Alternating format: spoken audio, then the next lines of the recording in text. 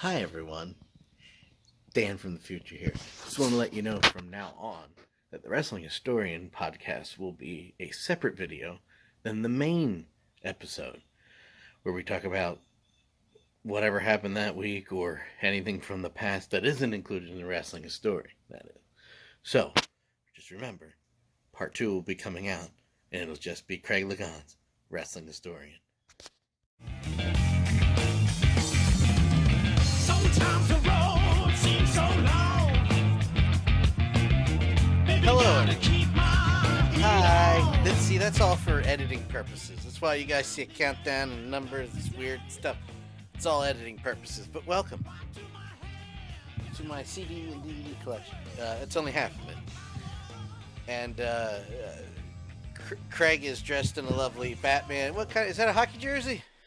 This is my Batman football jersey. Last week was my Punisher football jersey. This is my Batman football jersey. Way to roll. Way to Gotham roll. That's Knights. badass looking. Thank you, sir.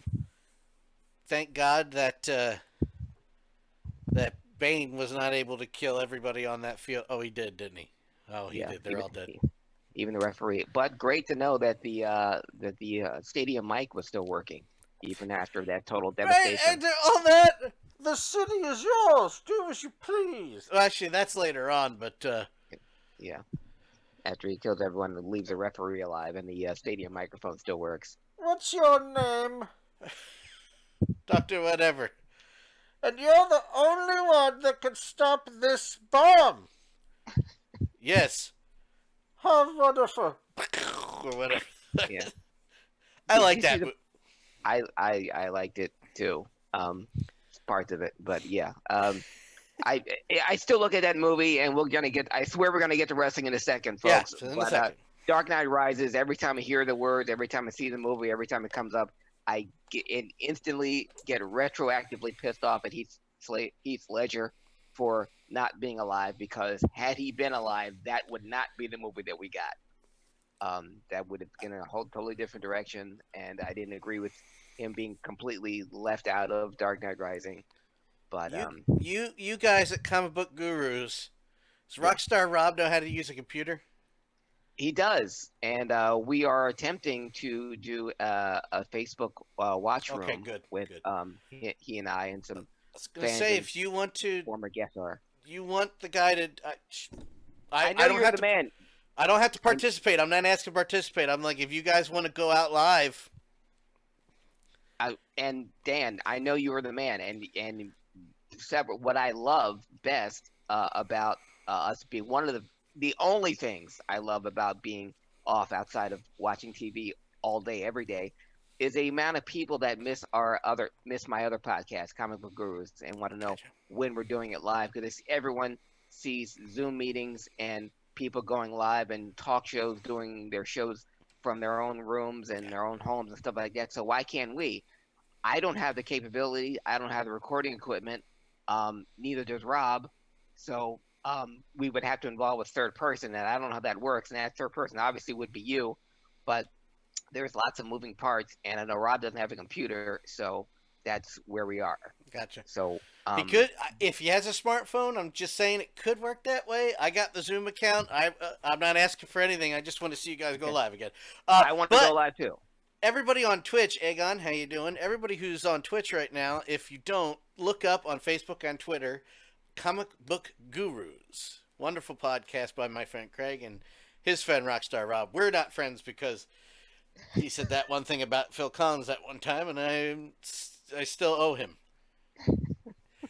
But no. But you both have a common love of the same thing. The favorite. I have a feeling he's one of those guys that just likes Pete and thinks Okay. Phil is a problem, and those are fighting words. And I have fought people for less. Yeah, I don't want that to happen. No, I And, don't. I'm kidding. But Dan, you wouldn't be the first person that Rob had that I thought that. Oh, you guys will get along great, and it turns out, wow. I have a feeling he's not the first person. I'm not the first person that wanted to fight Rockstar Rob. Yeah. And speaking of fight, if you go to my Comic Book Gurus podcast page, I post things. I'm trying to put things comic book related every day as much as I can. today I posted a picture from the 1928 silent film The Man Who Laughs. Stop doing this. People get mad every time you do it. It's the inspiration for the Joker, and I just wrote, I wonder what comic book character this character inspired. And not everyone, but enough people, it's Joker, you idiot. Someone called me a noob. Someone called me something else. And it's like, I understand. Hey, I'm still fighting people that, because I had the audacity to call Birds of Prey, which opened at #1, to call that a #1 movie. I'm still fighting people over that. It isn't first of all, it was literally a #1 movie. Yeah. Number one. Number two, I just watched it twice this weekend. Yeah. Yeah. I got the 4K of it, and it's got that one of the things. Okay, nerd stuff first, and then we're done after this. First 5 minutes is nerd stuff. It's just getting his comic book gurus fix. One of the things that got me into Blu-ray in the first place, let alone 4K, was I think the movie's funny. I know it's universally panned, but the Kevin Smith movie, Cop Out. Yeah. There was before that, the View Askew universe, the commentaries. I think I said hi to Aegon, but I'm saying it again. Hello, Aegon. Hey, Aegon. They had great commentary tracks all the way back to the Clerks Laserdisc. Those are legendary, and they all got transferred to every version of the movie: DVD, Blu-ray, 4K. It's all there. So I got Cop Out. I'm like, well, even people didn't like this. I saw the movie in theaters. I thought it was funny enough. I didn't complain about the little things because apparently I'm not a real fan of anything. But I'm like, well, at least the commentary track will be great. And the movie starts with the Warner Brothers logo, and Kevin Smith is floating on the logo. And there's this whole other feature that runs along with the movie that acts as a commentary and behind-the-scenes thing, but also is showing behind-the-scenes shots and different interviews and Kevin commentating and the other actors commentating. And I was like, oh, I'm fully on Blu-ray now. Birds of Prey does the same thing. Not only does it have interviews, not only is it already loaded with behind-the-scenes stuff, but not only does this feature thing run, it's called the Bird's Eye View, pun intended, but it shows comic panels of stuff that inspired the movie and tells you what comic it came from, and it shows you an animated version of that panel. And I was like, I gotta watch this again, because there's a lot of stuff that I missed, the little blurbs on screen that I missed. Birds of Prey is a fun movie. It's not serious. It's not going to change your life. It was goddamn fun. Chill the F out. Chill out. Man, all I did was on a Monday, okay, was I posted a picture. Now, Friday, the movie Birds of Prey opened. And then Sunday, Margot Robbie was at the Oscars, where she was nominated for Bombshell. Yeah, it's not like she's a good actress or anything. And then and she was out all night, and she had parties. And that Monday morning, she was on set with James Gunn on the set of Suicide Squad 2. And I had a picture of her in full Harley makeup with James Gunn. This is hours after coming from an Oscar party. Yeah. So I was marveling at Margot Robbie's weekend she had. I said, the movie opening, she had a #1 movie, she was at the Oscars, and now she's on the set of Suicide Squad 2. Many people seem to focus on was #1 movie, ? I wouldn't call it a #1. Dude, it's not a #1 movie. It's like, it made more money than any movie that opened that weekend, hence it's a #1 film. And people go, well, it sucked. Oh, well, it really underperformed. Well, nothing else came out that weekend. It doesn't matter. It opened at #1. Hence, it's a #1 film. And I had to take that argument back to my own podcast and have the same argument with Rockstar Rob, who said, well, it didn't do well. And I saw it in an empty theater. I was like, yeah, but it opened at #1. But I didn't see it in an empty theater twice. Yes. And it's like, if you think it, and people thought, well, I'm pro Birds of Prey. It was a fine movie. If I said that it was the greatest film of the 21st century, If I said Margot Robbie should get an Oscar just for playing Harley, then you can argue with me because that's my opinion. Yeah. If Birds of Prey did more box office, made more money than any movie that opened up the weekend of February 7th through February 10th, that means it's number one. That's not my opinion. That's a fact. fact. But I still have to defend that. I'm All going these months to later. bring that. I'm going to bring that into all the conversations on that page. Oh, please do. And it still goes. And they say, well, you should call it a number one. It's like, yeah, well, if it opened at number, even fans of mine will say, well, if Black Widow opened this weekend, you think it would have been number one? Ha ha ha. I said, well, if it made more money than any movie that opened that weekend, then yes, it would be number one. Why Again, do it's not- people get so butthurt at a movie doing well or bad? Like, who gives a damn? Yeah. Like, But yeah, but Ghostbusters 20 Answer the Call got number 2. People were like, well, it's not that good. But it still made $46 million this weekend. I don't know what to tell you. for context, Rob, and I keep going back to the Dickie Roberts argument. Dickie Roberts, former child star, movie starring David Spade, made its opening weekend made $6 million. Its opening weekend, 6. You know what other movie made $6 million that weekend? 0. Guess what? It's the Dickie number Roberts one was movie. the number one movie. Dickie I didn't know Roberts that. sucked. Dickie Roberts blew. Dickie Roberts did all that. But guess what? It was the number 1 movie that weekend. And David Spade, for the rest of his life, can say that he opened at number 1. Regardless That's it. of what you think of him, what you think of his movie career, what you think of his stand-up. That's what that means. I'm glad we got the humorous side. By the way, Danielle says she's sorry. She's late. How dare you?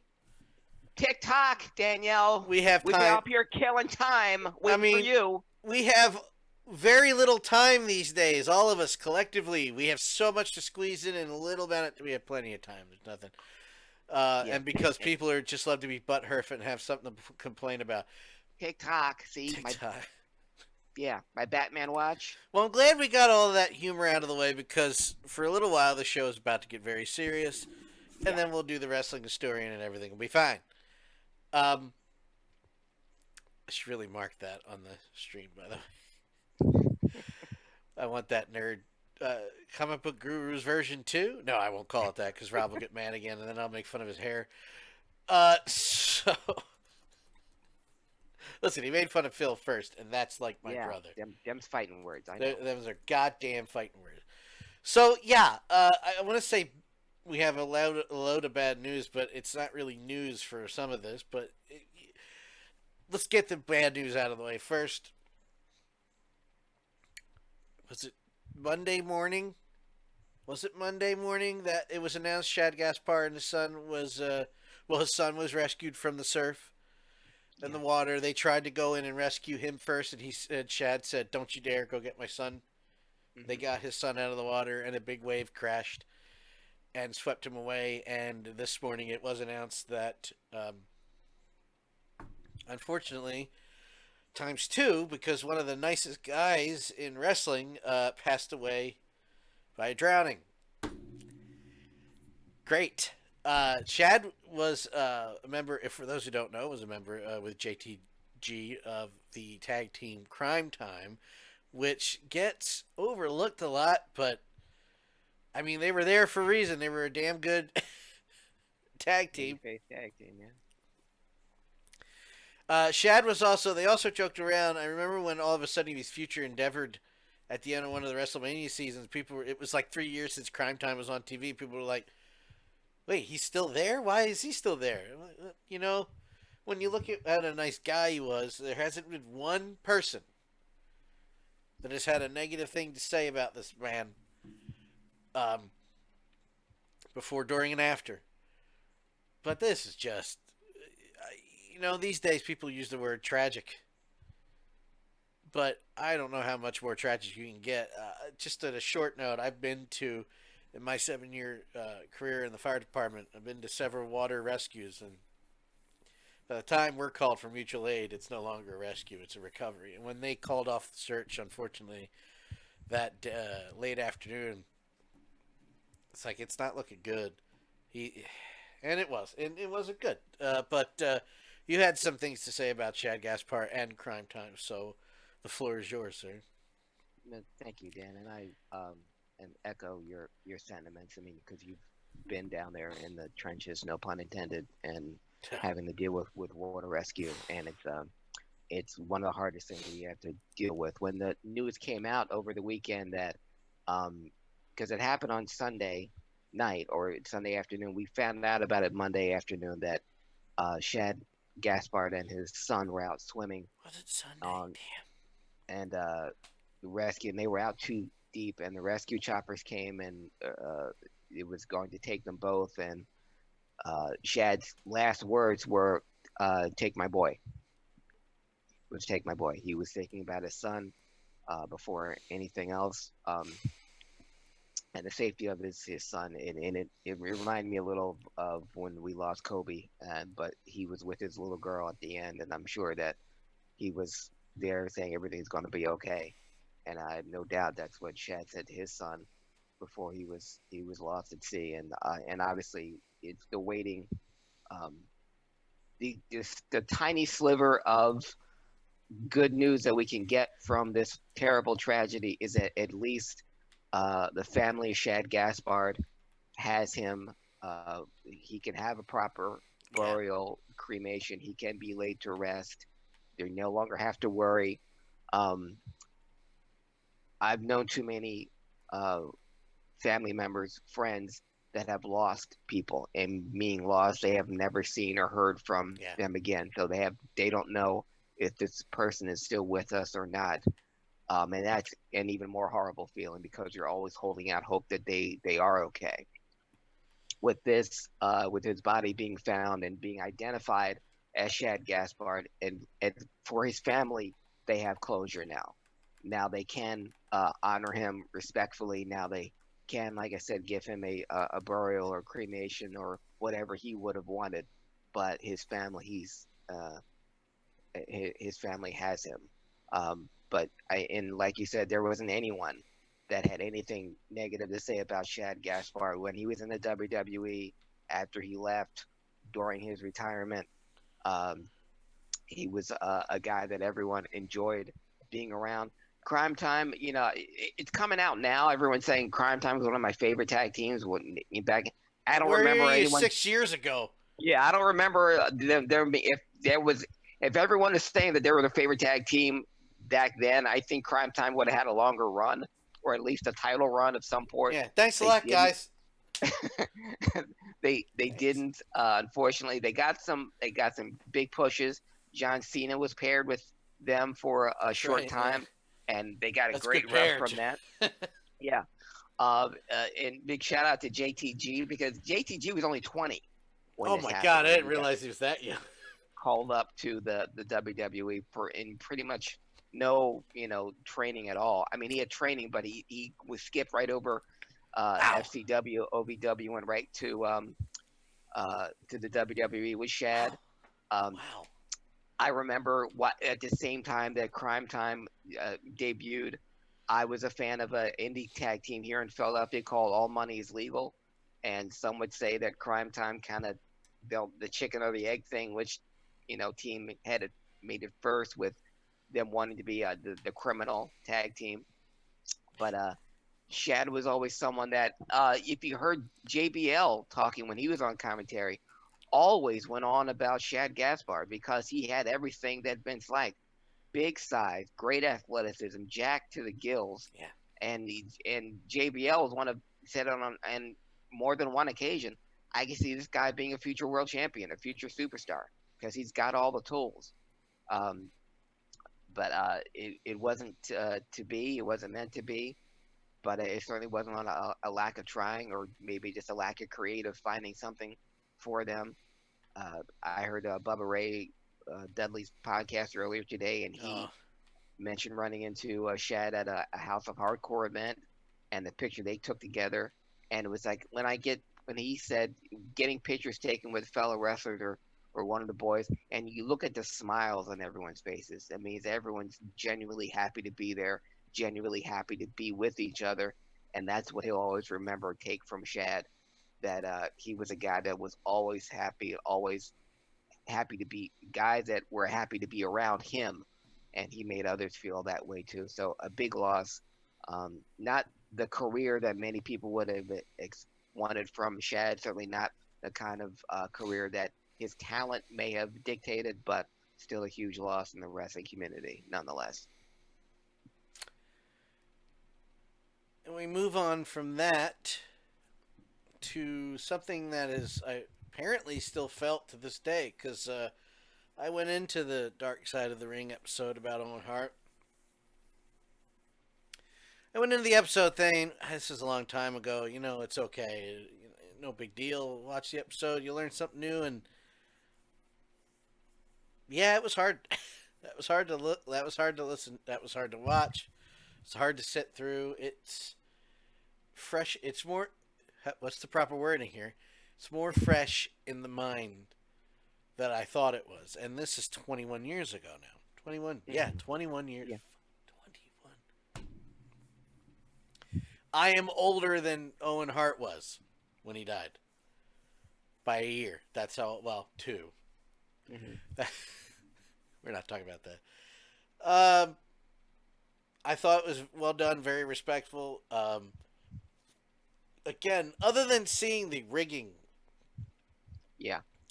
itself, it was another episode I didn't learn anything new at, really. But if you aren't following David Bixenspan on Twitter, you should. He's a good writer. He's a hell of a guy. He's a nice guy, and he's a credible wrestling journalist, as I like to call him. There's not a lot of those.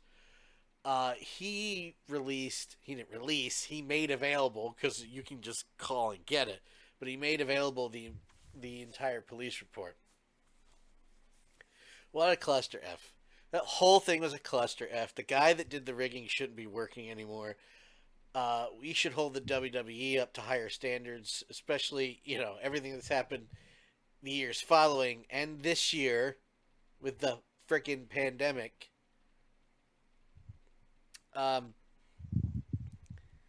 There's just so much to take in. And one of those things that I remember having these conversations years ago when it happened and telling everybody that show should have stopped.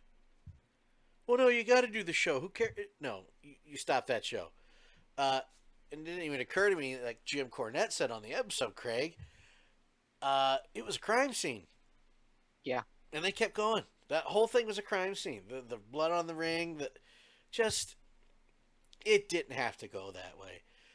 And I made the joke on Twitter that, what do you know? Somebody had to die because somebody couldn't write good booking. That's something new in the WWE. It's not.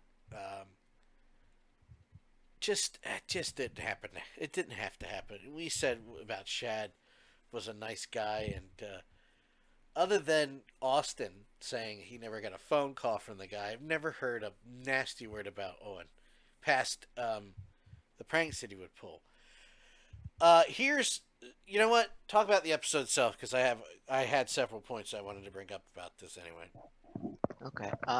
Yeah, it was another great episode by Dark Side of the Ring. I don't know if it was done on purpose to it's like we got a grief sandwich. The first episode of the second season was about Chris Benoit, and the last episode was about Owen Hart, 2 people that we lost tragically that didn't need to happen. What I enjoyed, what I always do is the home movies, the early shots of Owen.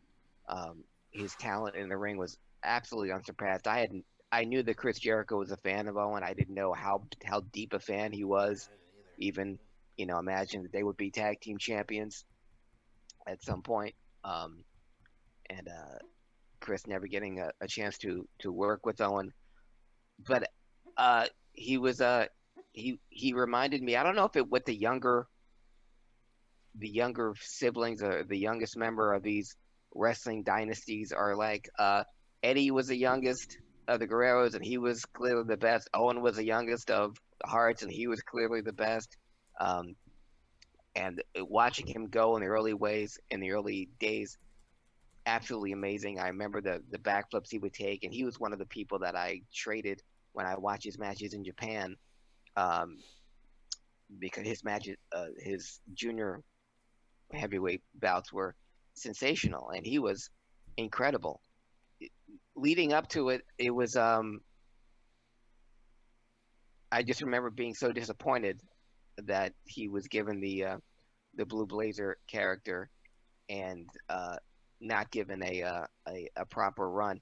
You know, we spent so much time, Dan, talking about how WCW dropped the ball when Bret Hart went to WCW and how they didn't have anything to do with it. I would argue this is I a harder ball. I I I go right back to the WWE. They also dropped the ball with Owen because had they had an Owen Shawn Michaels feud, they could have gone right from they started at a Royal Rumble, gone right into WrestleMania, and an Owen Hart Shawn Michaels feud would have done just as much money, and their matches would have been just as good, if not better, as Shawn and Brett's were, because Owen could do so much more than Brett could. Owen can come off the top rope. Owen can do the backflip senton splash. Owen can sell just as good as Brett, and with Shawn doing it, their matches would have been gold. And whether or not it didn't happen because of Shawn, because of Vince, or because of something else, it never materialized. And not that Owen should have gotten a run at the title, but a bigger spot for Owen should have been assured him, especially after losing Brett, and how the WWE that Jim Ross made such a point to accommodate him and to accommodate they lost Jim and they lost Jim Neidhart after Brett left, and didn't want to lose Davey Boy and they didn't want to lose Owen, so they threw all this money at him and a contract. Well, then use him, make him, put him in the top spot. And because of creative, Owen didn't have the personality of Brett. It didn't have and in that The better personality, in my opinion. Yeah, Whatever. Yeah, and some would say, and behind the scenes, Owen was the greatest guy in the world, but put Owen on the mic, and he may not have the same charisma that Brett has. And going back to the Guerreros, Owen always reminded me of Chavo. Chavo was a guy that could do everything in the ring. Great heel, great face, great in the ring. Nothing he couldn't do, but he didn't have it. Eddie had it. Owen could do everything in the ring, but he didn't have it. Brett had it. But again, he didn't have to have the title, but he could have been assured a top run, especially after Brett left. And Owen, the natural, animosity that Owen would have towards Shawn, that's a feud it laid right there in your lap, that waiting to happen. As far as the night itself, you pointed out very astutely that we didn't know. It's been 21 years. We hadn't thought about this in so long. It was clear from listening to Charles Wright, the Godfather, and D'Lo, that they hadn't thought about this in a long time. And when D'Lo recounted seeing Owen getting wheeled out, and that he obviously hadn't thought about that in at least 20 years, how it all came flooding back to him was it was devastating to watch. Even hearing Jim Cornette break up in tears, which I had never seen Jim do. Yeah, I didn't know Jim had emotion. No. Well, he has passion, but because and obviously he's known Owen. He managed Owen, and he knows him a great deal. I'm still in the middle of that on the watch back. Yeah. Yeah, and the MVP I think of this whole season has been Jim Ross. Yeah. Because Jim Ross finally not out from under the WWE thumb, and he could be totally honest. And the way he talked about it, there's no way in hell that show should have gone on. And having to in his headset being told that Owen was dead, and then having to convey that to a live audience. It's how he was told, though. It's how he was told. Let me relay a story about how a loved one was told another loved one died. And let's be frank, Owen Hart was a loved one to Jim Ross and several other people, and that's clear. Yeah. Jim Ross is not. Jim Ross is a lot of things. BSer is not one of them. Well, past the wrestling business, and everybody in wrestling is one. First of all, Rev, let me address this. Owen should have been champion. I agree. Okay. I don't think there's... If he lives, and I think they even addressed this at the end of the episode, there's no reason he's not champion. And or Chris Benoit. Nope, sorry. No, not Chris Benoit. Chris Jericho made the point, and it's a very good point. Look who came into the company shortly after his death. Benoit, Guerrero, Malenko, him. Yes, he left himself out. But yeah, Edge, Christian. That would have been Owen's Hart would have come. Owen Hart's time would have come. Yeah. Number one. Number two, I want to say this on the record instead of just on Twitter. F Kevin Dunn. F that guy. That was trending on Twitter today. Don't care what tapes he saved from whatever car fire. I don't care what beef Jim Cornette may or may not have with that guy. I don't care. I just remembered my point so I don't look like I'm totally lost. The way he told Jim Ross, he's dead, and you're on in 9, 8. Jim Ross is a better man than I am because I would have taken off the headset, walked back there, and beaten the little tar out of Kevin Dunn. The way my uncle was told his father died, which somebody might be watching, so now I'm not sure I want to relay that story, but it was very much, oh, he's dead. Excuse me? Yeah. Kevin Dunn with the way he books, and Kevin Dunn certainly least and last, I'm saying it on that way on purpose, the way he directs shows is god-awful. Stop Kevin Dunn. Stop letting him be a thing. Stop letting him exist in. I'm not suggesting he should die. I'm saying as far as wrestling, he should just not exist anymore. And Vince McMahon shouldn't either. I'm sorry. One of the comments, there's two comments I wanted to bring up, wanted to address. I saw a few people saying Martha Hart needs to get over it. Get over the death of her husband? She needs to let go of this. She needs to let go of this grudge. No. What? Okay. Excuse let me? Let a business kill your loved one and the father of your kids. 18 million's fine. I just want money. And just let it go. The reason why people were saying that is because they want to see him in the Hall of Fame. Well, here's a clue, wrestling fans, and listen to me very carefully. Yeah, Kevin Dunn, I'll explain what Kevin Dunn said. No, Kevin Dunn didn't say that. I'll explain what he said. Look at me, wrestling fans. Camera's on me right now. I want you to listen very carefully what I'm going to tell you. It's not always about you, mother effers, and this isn't anywhere about you. I don't care if you want to see him in the Hall of Fame. F you, it's not about you. The Hall of Fame is a fallacy. It's a fantasy. It doesn't exist. We've talked about the Hall of Fame on this show since 2012 when we started airing. It's a fun discussion on who should and who shouldn't be in the Hall of Fame. It doesn't exist. There's no building. There's no parking lot. There's no plaque. It's not real. Stop it.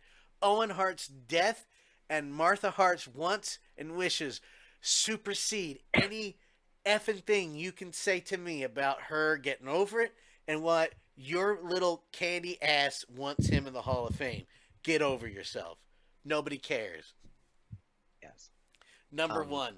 Number two, and then I'll let you go read. Well, did you have a comment on that? Sorry. Just echoing yours. It's like telling anyone who's ever been assaulted. Or just get over it. Yeah, just get. It was a long time ago. Yeah, it doesn't bother me. It's like that whole racism thing. Like, you're still going on about that? Yeah, racism doesn't exist anymore. It's not like two guys were just killed in. Two guys just killed some black guy randomly in Georgia for no reason. Yeah.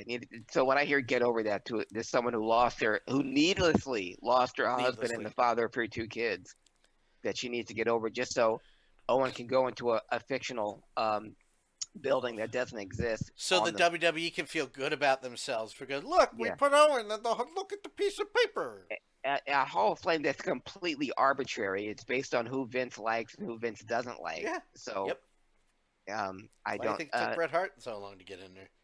Ivan Koloff still isn't in. So. Well, that's just stupid. Yeah. So that's how much credibility the Hall of Fame has. That the one guy that defeated Bruno Sammartino ever isn't in the Hall of Fame. Past it being a fun thing to watch during WrestleMania season, it matters not at all. It's not a real thing. No, even if Stop it it. wasn't a fun, it's not a real thing, and it does not matter. Just to backtrack for a second, Yeah. Danielle, what Kevin Dunn did was right at the end of after he's gone to the hospital, after the doctor's done everything, Jim Ross is told in the headset by Kevin, "You have to go live with an update. It's coming up next." And Jim Ross asks in the headset, "Well, I have no update." And Kevin Dunn's reply, "Well, the update says dead. He's dead, and you're on in 9, 8." So everything that you see on screen that he said was right after he was told one of his friends was dead. Go. Yeah. Unbelievably callous, unbelievably detached, devastating. I felt for Jim, and it reminded me of Jim McKay in the 1972 Olympics. For those of you who don't know, there were 11 athletes were killed in the Olympics in 1972, and Jim McKay had to tell a live audience what was going on, and he didn't know, and he was on camera the whole time, and didn't have the benefit of not being off camera. He was being told that 2 athletes were killed in their hotel rooms and 9 were killed in the airport, and he said they're all gone, and he was told that as he was being fed that information. And that reminded me of how Jim Ross had to, and also to Jerry Lawler, who was the first person in the ring when Owen fell. Jerry Lawler was trying to give Owen CPR. Jerry Lawler was the first person to touch Owen Hart after he fell. And At that point, it was useless too. Yeah.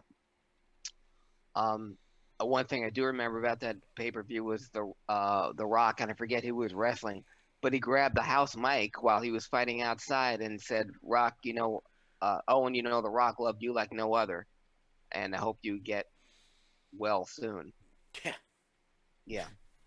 And you saw people putting clips on The Undertaker and Steve Austin had a title match, and they both looked like they were ready to cry in the ring because of what had just happened. But utterly tragic. I want to ask you, Dan, now with everyone saying that pretty much universally that this show should not have gone on, do you agree that even back then in 1999, should the show have stopped? No. Yes.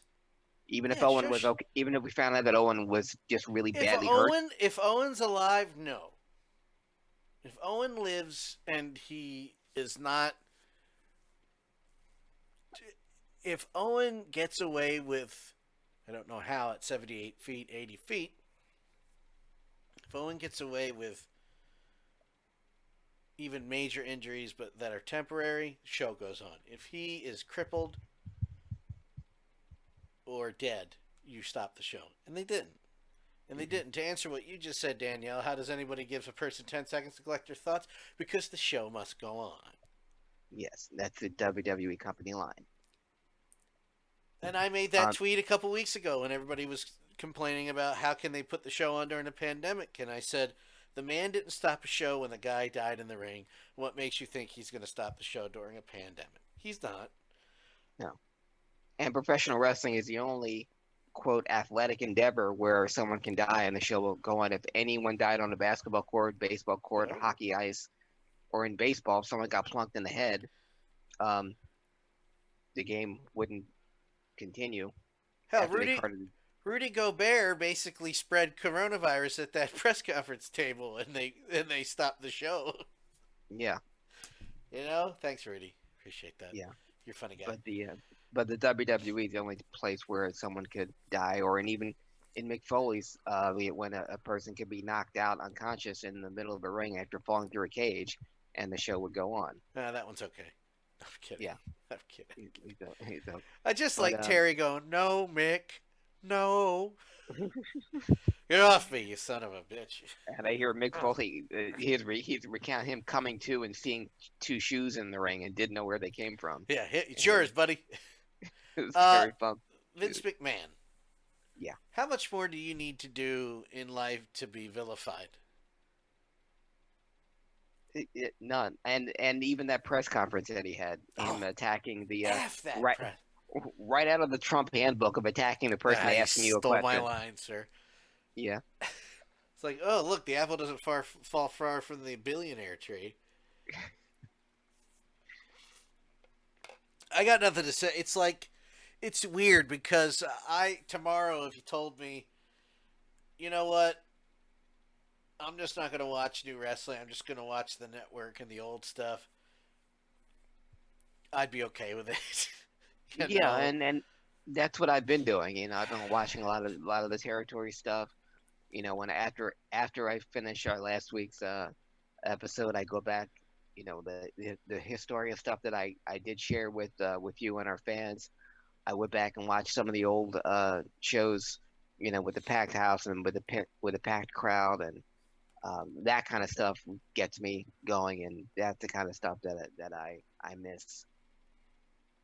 I even watched the old Steve Austin, Randy Savage matches they had, and in the first Saturday night's main event, the crowd was amazing. Yeah. Don't forget about what I said. Wrestling Historian is now a separate video. Don't forget. You can't forget. Thank you.